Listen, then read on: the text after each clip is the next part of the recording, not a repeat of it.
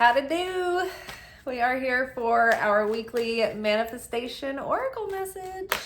Let's see what we got going on this week. Ooh, okay. So first we have soulmate relationship. New romance with a spiritual basis is here for you now. I feel like we always have this card coming up either in this deck or the Doreen deck, but I've noticed a trend in this message coming up in the ones I've been seeing, not just the ones that I'm pulling, but this could be a time because we have shifted into new cycles and we've sort of like started to embody this next level of ourselves.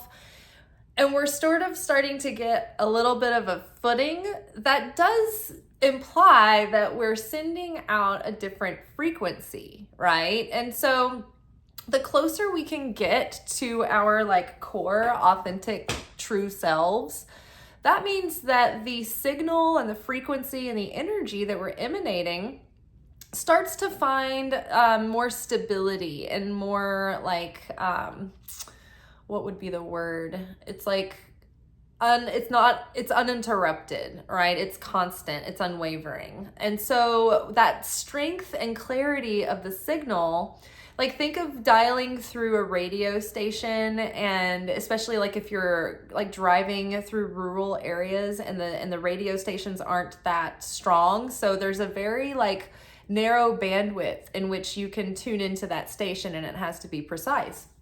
So that's kind of like our energy as our energy personality and how it projects into the universe and attracts things in. So the more we are putting on like layers of things that aren't really us, whether it be societal programming or shame or just facades and bravado, we're not really resonating with our true core frequency, with who we really are. And so therefore we can't maintain a steady projection of that for a consistent, solid signal. So as we get rid of those layers that aren't really us, it's like we're getting a better signal. We're getting more clarity. We're getting rid of the clutter around the antenna. And so once we've been shedding those layers of what's not really us, it becomes so much more comfortable to just be us, right? Think of like laying around in clothes that are tight and binding. You know, it's like they pinch and they're not uncomfortable, and you can feel them. They're like burdensome, and you want to take them off, right, in order to relax. And so when you put on either like comfy clothes that aren't tight and don't pinch, or like imagine just like laying around nude. Everybody always jokes around like, I want to go take my pants off. It's like nothing is restricting, nothing is binding you. You're just yourself, right? You're just free, unencumbered. Nothing is pinching, nothing is holding you in. You don't have to like keep adjusting against things. So think of that being naked as the true self. It's like you're not trying to put on something or be something or hold a position that you aren't or be something that you're not. And so it's so much easier to find a stable, consistent frequency at that point that you're emanating. Hi, I am me. This is who I am. I am relaxed. I don't have to pretend, so it's not difficult. So I can just simply be. Right? And then you're just sort of emanating your you-ness without it being difficult. So there's a consistent, clear signal. That way the universe is consistent, like and clear about what you want. And then there's a consistent connection there to then relay that signal to something that is of a magnetic frequency and compatible. And so then that starts pulling that thing or those things or experiences or people towards you. So the more consistent and clear we are, the better, think about it, you can tune into that radio station. Oh, I know the name of that radio station. I know the exact 104.5 or whatever it is. It's like you know how to dial it into that exact coordinate. That's like when we finally like kind of start living in our authentic self. It's like, oh, we found our native coordinates. And so that way other people know who we really are and how to connect. So that would make sense if we're becoming more of our true selves. The universe is understanding, okay, this person is now more self-aware. They have dealt with a lot of extra baggage. They know what their core needs are. They know what their love languages are. They know what their preferences are and deal breakers and non-negotiables, what their values are and what their goals are. So they know how to and the vibe is more clear. If you're in alignment, that means you're communicating who you really are. So therefore, it's like it gives you opportunity for a better match. Now, on this channel, we talk about this a lot, but what I believe soulmates there's a variety of different types of soulmates, right? So there are people who are like soul contracts and they're friends, and they are family members. Some people consider certain pets that they've had like soulmates. Maybe they're even children. And so that person and you, or that animal, for instance, or you can even have soul connections with places, right? But we're sticking to people for this purpose. You have a poignant connection in some way that stirs something in your soul progression, your soul assignments. It's something that you are supposed to work through and evolve in one another. So we play out these roles, right? And sometimes these people come into our lives and they stay for a long time, and sometimes they pass through very quickly. It depends on if the lesson is complete and we've taken what we needed and the contract is complete. Sometimes they are not in our lives anymore. So that is generally soul mate, soul contracts. It's like we all were born from the original human being and soul of Adam Kadmon. And so everyone is branched off from there. And so we're all essentially, they come from one source of one soul, one master soul.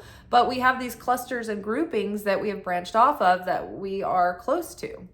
Right? So those are soul families and soul groupings. And when you have these people that are all kind of interwoven and it feels like y'all are knew each other from somewhere else, that kind of thing. So we've all kind of had some kind of experience with that. Now in Kabbalah, they teach about different levels of relationship. So the first introductory level is called first mates. And this level is not just dependent on what age you're at or what, phase you are in your life, but the kind of quality of relationship that you have with another person. This in dating would be very casual dating, right? Very surface level, you're seeing each other for fun and there's really no intention there, no real depth. Then there is practice mates. Practice mates are, people that become someone that you have a relationship with, but it's that they're just not really going anywhere long term, but it's the kind of relationship that just teaches you basic relationship skills. And it's something that you have almost like relationship practice. And so that's a level above just superficial. Then there are tikkun mates. And tikkun mates are those relationships that go for longer, and they might even be people you end up living with, but it's those longer term relationships that are, a few years. And in those relationships, you probably work out a lot of tumultuous issues together. You get to the core of what are your strengths in relationships, what are your weaknesses in relationships, and it begins it's that they're catalytic for your tikkun overhaul. And so tikkun is your soul correction. It's all the stuff that we sift through in this life that we try to break those patterns and overcome those shortcomings and discover our strengths and develop those and all of that, and learn how to feel and communicate and learn how to be more sharing and learn how to be less selfish and learn how to have more trust. And it's all of those deeper soul issues. These are the people that we sort of get a lot of that, the bulk work of it out with, so that once we have gone through these things where we've sort of done our time and paid our dues, so to speak, then when we hit a certain level of work and healing on ourselves and self-awareness and self-possession and independence and interdependence, then we are at, and it's where are we in our soul, in our spiritual growth? Has our soul merited this the soulmate. And so what the soulmate level relationship, oh, sorry, before I skip ahead. So another language around tikkun relationships, you might have heard like plutonic relationships as a term, or karmic relationships. So that's lumped in there. So the soulmate relationship is, coming back to what we were talking about, like someone who's like self-possessed. They have the wherewithal to have a relationship. They know who they are. They know what they're carrying around. They know what's not theirs and someone else's, and they can have a good shot at something healthy and sustaining and secure. So then the soulmate partner comes in, and this person is like an equally yoked person. They are equals, right? They don't have to be exactly the same, because sometimes your weaknesses help, other person's strength helps your weaknesses, and vice versa, and you learn from each other. But these two people are like complete on their own, but when they are brought together, become more because of it. And so they might even have spillover effect in their friend group and in their family group and in their communities and in the world at large, because of the positivity within their relationship. And so they are both on a spiritual path. They have like common visions and common goals, and they are in it mutually and equally together, right? It's not like when you hear about twin flame, there's no runner chaser. It's like they want to be there, which I feel like might as well like address twin flame. The idea of it is just becoming this distraction that idolizes obsession over a certain type of special relationship. And then the pitfalls of that are that people spend so much time wasting their lives projecting like their desire on someone who is either running or chasing. And it's like, that is exhausting and it's unproductive. And I believe honestly that it might be a way that the opponent gets in the way of having a good, healthy love life. Because you never hear good stories and happy stories around twin flame. It's just triggering the shadowiest parts of human behavior and interaction, and then like having you ruminate on it instead of just like, what if you could bypass that whole experience and just be worthy of someone who's available and interested?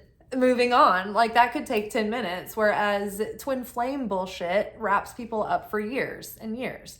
So yes, there is a divine feminine aspect of the self, and there is a divine masculine aspect of the self. And there are relationships legitimately where people come together and they are like, they have a soul mate, soul family, literal soul connection, and they might even share a soul, because that is legitimate within Kabbalah. But it's going to be positive. It might still be challenging, but it will be mutual and it will be progressive, right? So yeah, I just think that anytime there's something that has truth and power and light in it, the enemy, the opponent, can take that and weaponize it. Because Kabbalah teaches that where there is the most light, there's also the potential for the most darkness as well. So I do think that the world is full of people who you could be like super truly compatible with, but there are like qualifications that have to be met that tell you whether or not that individual is going to be ultimately compatible. But I don't think that it's like comes down to it being one person out there for us, like that they're just this one person out there, because we have free will, right? So that would counteract the idea of someone having free will if they had no other option of anyone they will ever be fulfilled or complete with except for one other person. I don't think that that's the case. I think that there could be others that are in your soul family that you can grow with, that you can have a wonderful lifelong relationship with, that it doesn't bank on one individual. Because how many individuals have supposedly been with their soulmate, but that soulmate ends up like leaving them, right? Or, maybe dying. Like eventually, like you're going to like expire one way or the other. There's nothing permanent in the 3D. So what is the answer then? Like a widow can never find like another man that will be a healthy, option for her. So I just feel that is what I feel.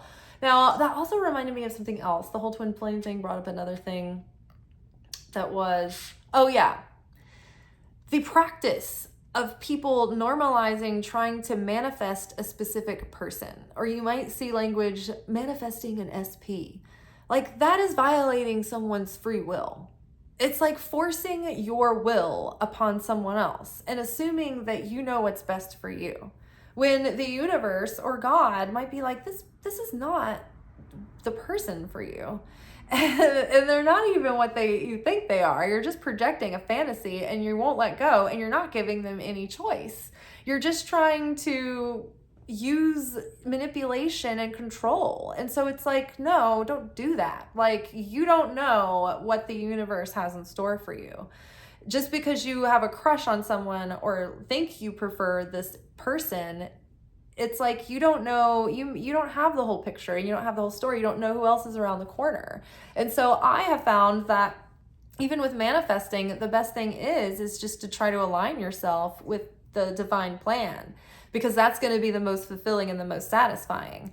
And I can have like senses about the essence of what that is, but I never know what the vessel is going to be. And if I get too obsessed with one singular vessel, then I'm idolizing the vessel and not understanding that it's the light within coming through the vessel that is the thing to begin with that I want to connect with.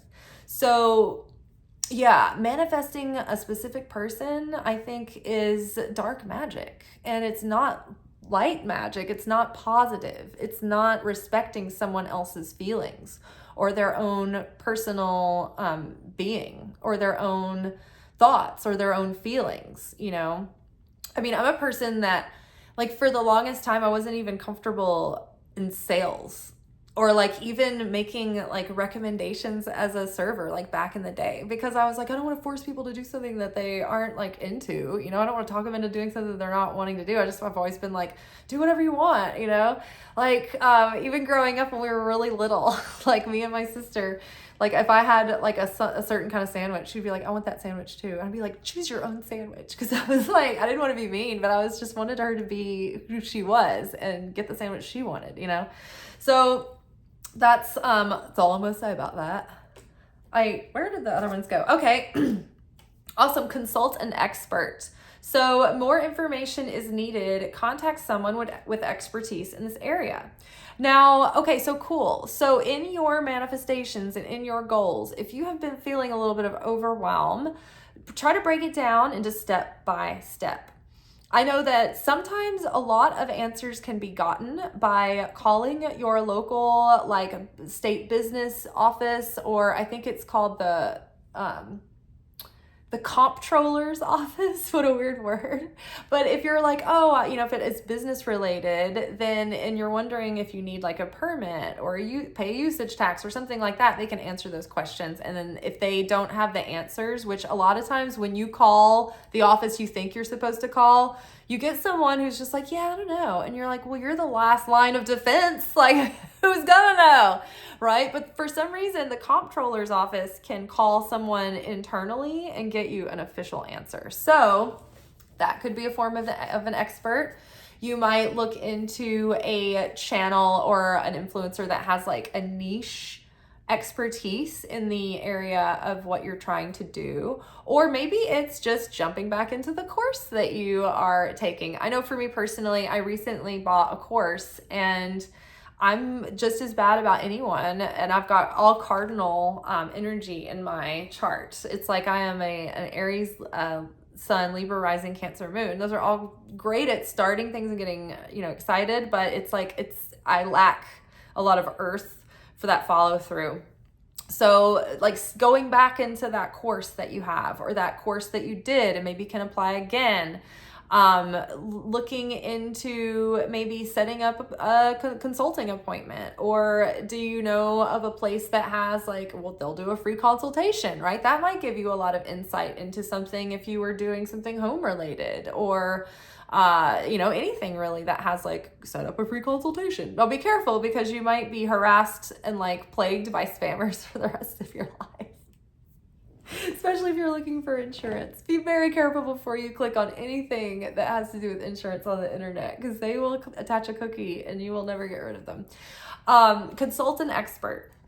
So maybe that looks like calling around, like in the olden times, to the office of the place and just asking some questions. Like, for instance, I think that this is a very helpful anecdote, you guys, so bear with me. But my insurance is through the like government healthcare, whatever it is, the ACA.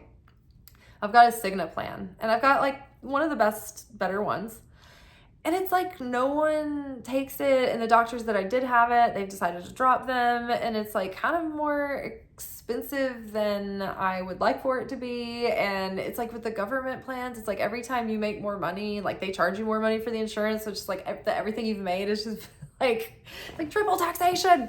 So I was like, I've had it. So I was looking into a private insurance company that was recommended to me by my friend at work. And so Farm Bureau Insurance is the one. And so I wanted to make sure that like my doctors that I kind of know that I wanted to go to anyway would be involved. And so basically what you can do if you're like, oh, I don't know what insurance to go with, it's also overwhelming. Call the doctors that you want to go to or the medical center or whatever. And then, so for instance, Vanderbilt Medical Center, they all have the same insurance carriers. All the doctors at that place do, but it's not individualized by practice. If there's like an individual practice that you want to go to and it's a doctor's office, then call them and ask don't go to billing, because billing is something somewhere else and it's in a call center where they have like 200 clients. So they don't know. No one will know the answer. You need to talk to the girl that sits at the desk, and that is the appointments person. And I'm assuming it's a female, but it may not be. But it usually is in the South. It's someone that's going to be nice and warm and friendly, so don't be afraid. So you're going to call them and ask them what insurance companies that they take, or ask them about the one that you're looking at. Now, the one that you're looking at may be like using like a bigger insurance company's network of providers.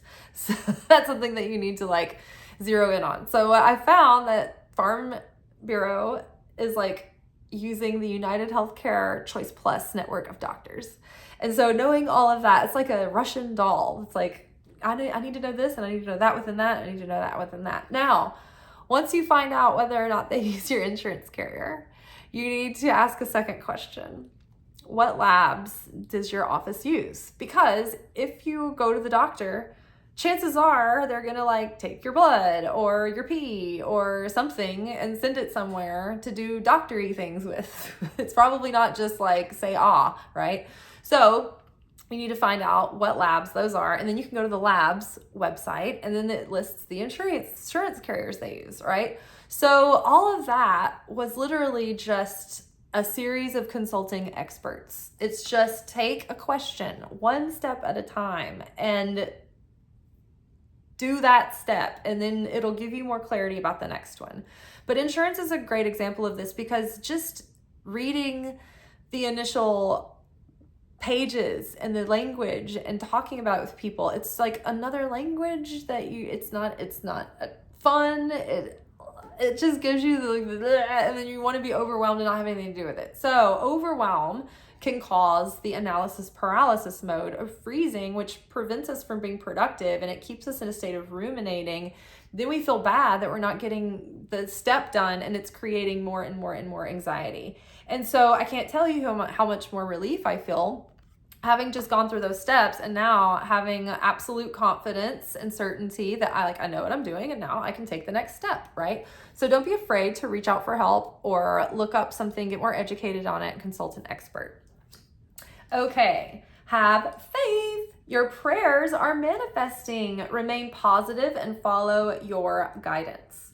So prayer and meditation has been sort of the go-to method of my practice this week. And I feel like we've probably talked about it on the channel. I can't remember whether it was like in my personal weekly reading or whether it's been one of our messages at large. I think it kind of has. Sorry, I'm looking around at like I have like the readings that are in different places from like, that's our daily reading over there, the single pick of cards. And then I have like our Monday, Wednesday, Friday readings on a little cute little Moroccan looking poof over there on the other side of my couch. So neither here nor there. So have faith and use your prayers. Prayers are very powerful when spoken aloud. Our voice, our ability to speak, is what gives us ultimate affinity with the Creator, right? We have a soul, we have consciousness, we have a desire to become more like the light, and we have the ability to speak those desires into being. And by speaking our thoughts, that is taking something from nothing and creating a physical event with it. So our prayers spoken aloud do something very powerful. Not only that, it does something, the process of talking out loud does something for our brain and our nervous system, and being able to use like the left side of the brain while integrating the right side of the brain and like stabilizing our emotions. So it's something that helps us rewrite our neuroplasticity. It's something that makes us feel heard by ourselves. So it's a form of self-love and self-reflection. But also to say out loud, it's so unburdening, right? It's a form of confession, but it's a form of sharing your burden and asking for help. Consult an expert. What better expert is there than God or Jesus or Holy Spirit or your angels or your spirit guides, right? Who have, kind of a better, wider view of reality than we do. They can see more layers and different dimensions and give us the kind of guidance that we need that will give us the right direction. But in order to do that, it takes time to get quiet. And it's not just like a one-time deal where you're going to sit down and get quiet and pray and then suddenly get an answer. You're going to be like, well, I did it and nothing happened. It's like you need to make this like part of your routine. And so you're kind of always listening, right? And you're always making a practice, because you may not get the answer in that moment. But the time that you took to be still and to listen to the silence and get quiet helps you start to separate the wheat from the chaff. And so you can separate your mental clutter from the different impressions that you get when you do get that divine guidance. And so even though you don't get it in that moment, you calm yourself down inside to such a degree that you can receive guidance without it being completely fueled by bodily chemicals, defense mechanisms, like excitement, like hormone reaction, like reactive behavior. So calming down, getting quiet, and then say you go on a walk and you let your mind go and you let your heart go, and you're just free and you're enjoying yourself. And then it's like something strikes you. The idea will come to you then. And so having faith is just allowing for the space to be there, right? Showing up without the results, showing up with no guarantees, showing up even though it feels awkward and silly and dumb. And so one thing that I've learned in Kabbalah, another thing, is that my teacher suggested trying to pray out loud for at least 7 minutes, because there's like all this like klipot around our inner light. And so it takes time for the light to penetrate that klipot.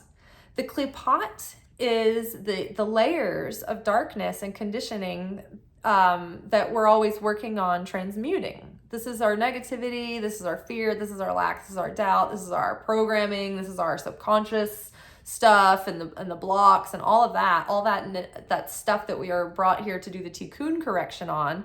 That is called klipot, right? Have you ever had a clay terracotta pot and like the layers start chipping away over time and it starts to start chipping away? Clay pot, right?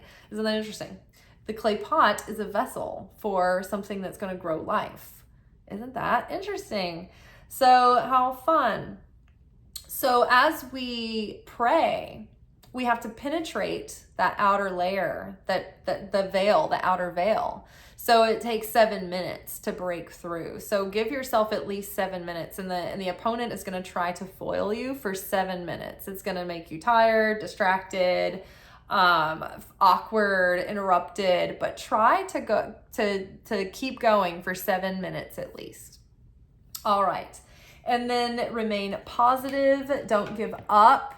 We can let go without giving up. And I was trying to learn the difference between that recently, because I kind of talked about this in a daily video, but there was like an event or a series of events that were looking for a variety of vendors. And I wanted to apply to see if they wanted like a tarot reader there at the event. And so I put my, hat in the pool, and I was kind of like, at first I was like obsessively looking at my email to see if they got back to me. And then I was like, felt all this like heavy attachment over it. And I was like, okay, I just need to chill and like check my email as I think about it. But then there's like this feeling of like, what if I miss the email, And it's like, well, what's the difference between like giving up and not looking and releasing and still checking, at a reasonable rate? But like, it doesn't matter what the result is, because that, whether or not I get to be a participant in this event, it doesn't matter, because it doesn't affect my value or my worth or my talent or my skills. There could be so many variables that affect whether or not I would be a good match for that particular event that day, or the series of events. So it's like the consciousness of where you're at. Are you going to be okay if this thing happens or not, right? And if this thing happens, it's not the answer to all of life, and this isn't the thing that's going to be the thing. Nothing is ever the thing that's going to be the thing, right? That's the trick. It's like, oh, this is going to be my big break. And it's like, it's never one big thing that's going to deliver you from anything, unless it's Jesus, right? But even that is not like the end all be all, because you have processes and you still have challenges in life, right? So there's never going to be one opportunity that just seals the deal. There's never going to be one solution that saves you from it all and that saves the day. It's like, it's always going to be a process and a series of things that work and don't, and trial and error. So when something comes through and you get so excited that you think it's your big ticket end all be all, that this is the answer, you're giving it too much power and you're making it God.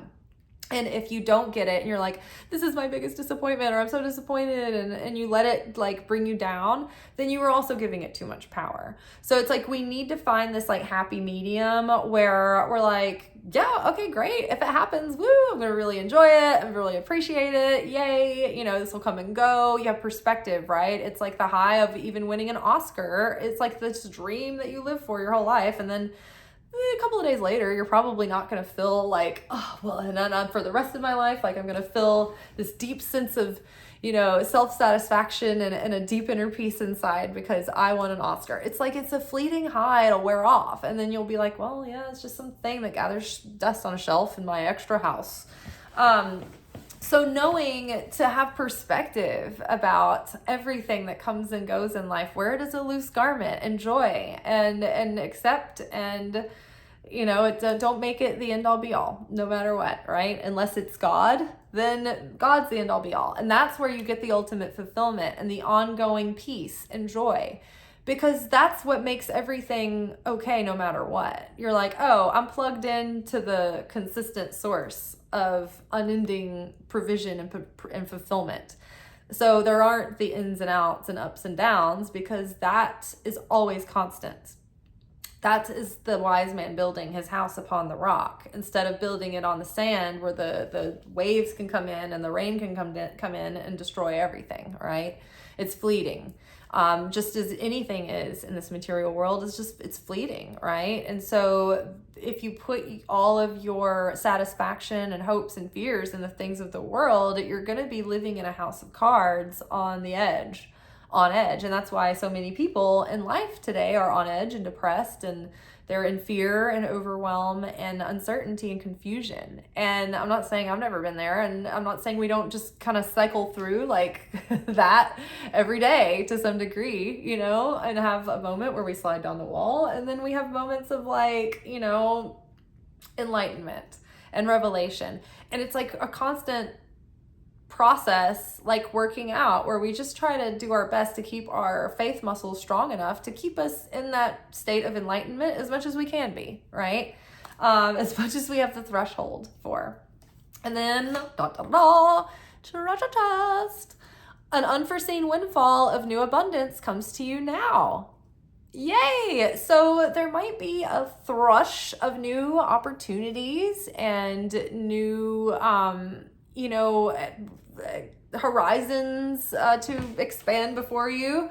I don't know how many other ways to say that, like, more opportunities are going to start presenting, and unexpected surprises and a windfall. And that can come in different ways. It's not necessarily just more money, which that could be the case, but it can be, you know, like if I suddenly got, you know, a bunch of new followers, that could be a windfall. You know, it's just an overflow or a pouring out suddenly into your vessel.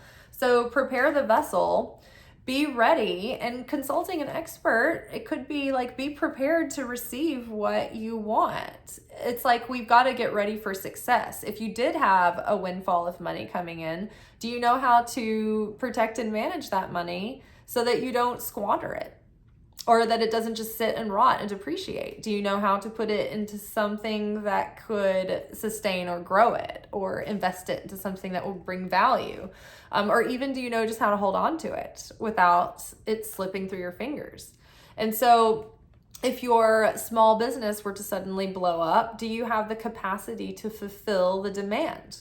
Do you have infrastructures of onboarding and like coordinating? Do you have something set up to do that with? Do you have a platform ready to go? It's just like, be ready for the windfall, right? And consult experts on how to navigate success when you're at the level that you want to be in. So many times we get really consumed with figuring out how to get to where we want to go, that we forget about the other part of the education is, okay, so how do we be that person once we get there in order to sustain once we've arrived, right? How do we stay at the party? All right, you guys, I hope you have a good one. I'll see y'all tomorrow for our midweek alchemy message, where we take the lessons that we've been working with during the week and we unpack the process and our approach to them. All right, you guys, ciao. Thank you for watching. If you enjoyed this video and you got something out of it, then please give it a like. Subscribe to the channel. Turn on notifications to be notified of when I drop content. Like the videos, comment, share them. Anything that you do helps these messages get out to other people who need them. So you watching a video and taking an action on it actually makes a positive difference in someone else's life.